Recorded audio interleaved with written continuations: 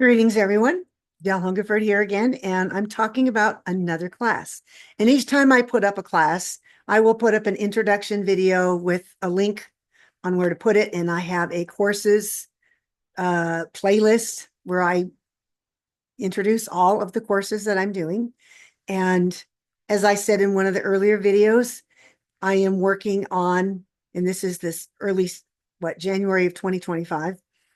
I'm working on creating a monthly subscription where anyone who's taking the classes can have email feedback and possibly a once-a-month call, because I'm finding that so many of these classes kind of fit together like a glove, but yet they still have their own specific things. This class I'm going to talk about, it's not really a class. This one is more like a teaching. But next to frequency basics, it is the most popular teaching that I've done, and it's about the musical frequencies of the Hebrew letters. And a little story behind this. In about 2013, someone said to me, who had been studying a lot of Hebrew history, said, well, the Hebrew people think that the letters are living letters. So if they're living letters, they must have a musical frequency. And I'm like, well, yeah, you're right. I should be able to figure that out. That was in 2013, okay? I did plenty of research and found a lot of things that people are using. But if you've been listening to what I've been saying in the blog posts and everything, you have to look for patterns. Where is the pattern? Things aren't going to be random. I don't think anything in the universe is random, as I'm finding out through my Frequencies of Creation series, that there are patterns in everything. So I knew that I was going to find a pattern. And then it didn't take long when I realized, well, it doesn't have anything to do with the cantillation, which is, if you go and you listen to someone who is reading the Torah, they sing song it. And they have different things that they use depending on where the markers are and things in the Masoretic text. But they didn't have the Masoretic text at the time that the Torah was originally written. They just have that so that we know how to pronounce the Hebrew words now. That being said, I realized right away that it was based on the musical harmonic series, but it only seemed to work for the first 9 letters. I'm like, well, that's really odd. And I had the answer sitting in front of me for 2 years before I actually saw the truth, or I saw the pattern. Let's put it that way. And I'm like, why in the heck did it take me 2 years? Then I realized, here's the key. I had an expectation. There's the word, expectation, that it was going to look a certain way. The moment that we expect something's going to be like this or that or whatever, we have completely blocked ourselves from seeing other possibilities. Once I got to that place of getting outside of that mindset, what I'd done is I put myself in a box without even realizing it. Then the answer came. And without further ado, I'm going to go into the description of the class or the teaching. I keep calling it a class, but it's a teaching. Okay, so we're at don't want to be there. We're going to start the slideshow from the beginning. And I'm going to move myself up. Come on, move myself up. Musical frequencies of the Hebrew letters. And I like this little tunnel thing because it just reminds me of frequency and portals and all kinds of cool stuff. And this is the actual cover for the teaching, so you'll see what that looks like. It includes one audio demonstration where I'm playing things using musical keys. And then there's another audio demonstration where I pick one note. So if I take a Hebrew word, in the first one, I make each letter a key and then just and move from key to key. Whereas the second one, I choose a fundamental frequency, which is make it a drone, and then make all the other word notes in a word so that they work with that key. I mean, I'm sure that there's other ways of doing it, but those are the 2 most common ways. Then I have a PDF with charts and how I made the discovery. And then, because you have to go back and look at music theory and understand music theory in order to see how this works. What it's interesting is it seems to fall within the A432 concert pitch in what I call the modified Pythagorean temperament. Oops, I see I spelled temperament wrong. Don't look. The key points. Musical frequencies of the Hebrew letters are based on the musical harmonic series.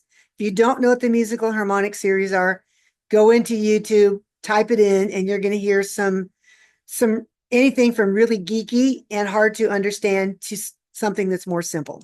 But the harmonic series is the natural law of music. And there are 3 separate harmonic series that are represented. And they end where it started, which is the Hebrew circular thinking. Everything in the Hebrew thinking is all about cycles.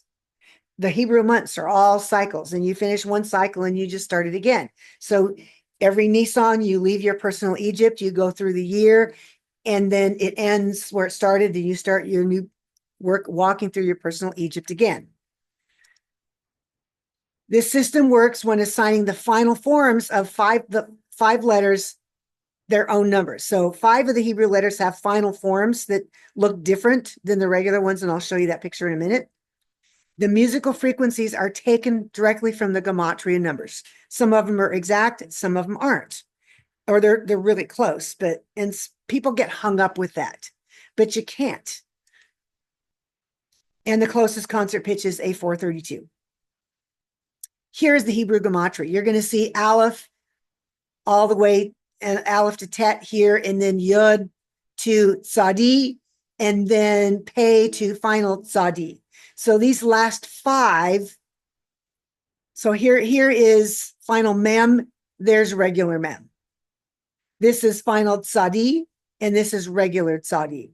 And when they're final, that means in certain words, they are the last letters in the alphabet. And to me, if the letter looks different, then it should have a different frequency, which I find fascinating because there are your 3 harmonic series. There's the first one, there's the second one, and there's the third one, and they work with these gematria numbers. And you learn all that information in the teaching. Here is my A432 concert pitch. It says Pythagorean ratios, but it's modified so that things are in tune, because Pythagorean tuning is every temperament is out of tune.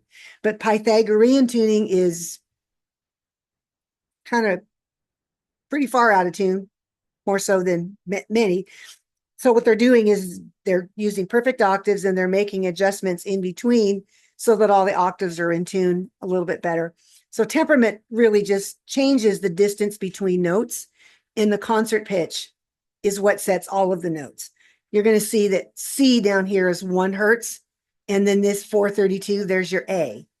So that's how we know it's in a 432 concert pitch. Okay. When it comes to creating music, you can take a Hebrew word, or you can take a name or anything else, or even a Hebrew sentence, and create a song. You find out what the letters are, and then you figure out what the pitch is or the key, because you can choose to make each letter its key, like the key of C, the key of G, the key of A, or the note C, the note G, the note A.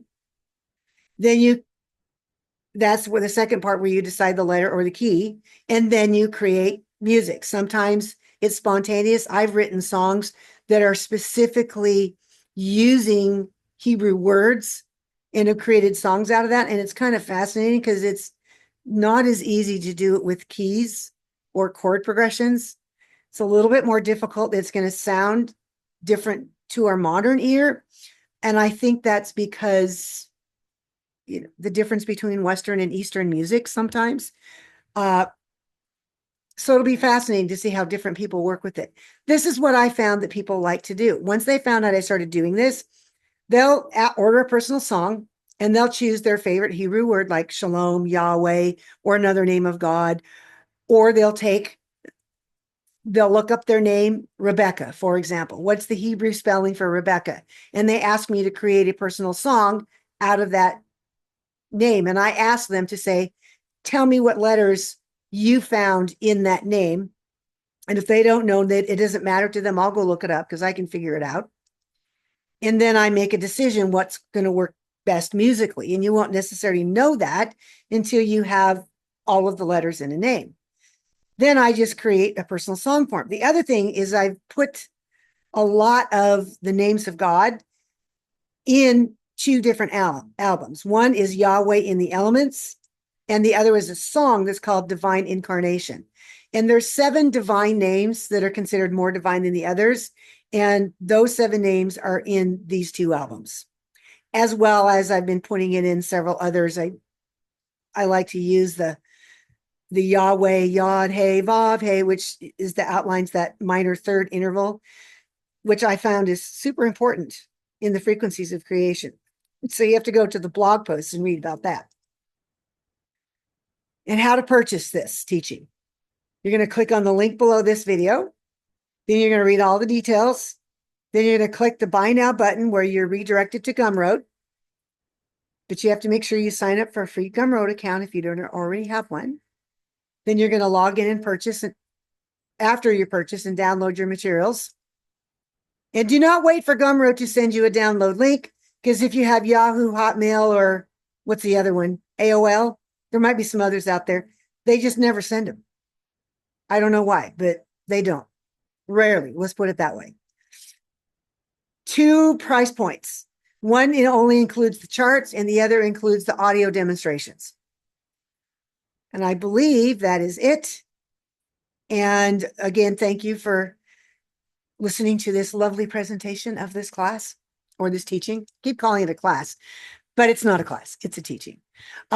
If you have any questions, as I say before, there's a place on the Healing Frequencies Music website to shoot me an email, and it's up in the upper right hand corner where it says contact us, little tiny thing at the top. And I think there's some forms throughout the rest of the website where you can do that as well. And again, as more classes come up, you're going to find more introductions to it. And if you are interested in participating in feedback with any of the courses or teachings that I give, you feel free to make a comment below so that I know that, and sign up for the newsletter. And when you get a newsletter something, then you can respond to that and say, hey, I really want to be part of this email and Zoom things for people who are taking classes. Okay, with that, we'll see you in the next video, whichever video that will be. And have an amazingly awesome day. I had to change the word on this one. And we'll see you in the next video. Thank you.